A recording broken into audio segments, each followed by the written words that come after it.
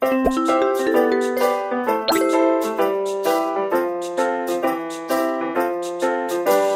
why we have to have a turn pound with a partial step out of this footwork.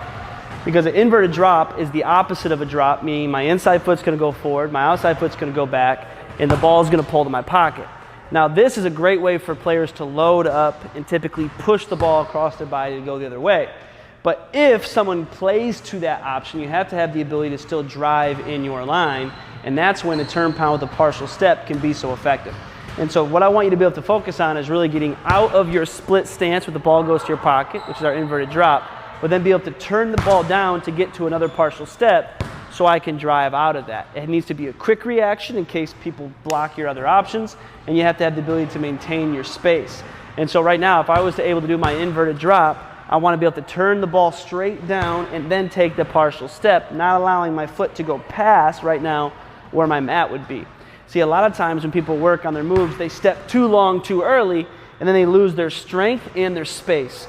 And so right now what I want to have the ability to do is take that partial step, so now I'm loaded up in a drop-like stance again, so my next step can be explosive and actually be the step that gets me where I need to go.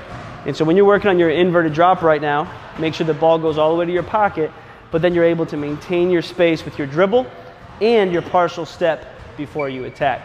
Now, I don't mind what you do at the end of this. That's up to you. Just really focus on your ability to get into your inverted drop, be able to execute your turn pound right before that partial step. And so you have the ability to now get out of that position for any options that you want. Now, if I was going left, that footwork would be opposite. So an inverted drop means opposite.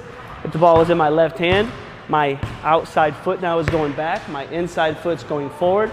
I obviously could push cross, so now I can turn the ball down with a partial step and cover the space in the opposite way.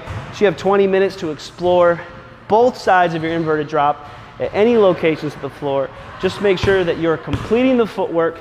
We always get to our pocket during that inverted drop, and then we have the ability to have an exit plan out of that footwork.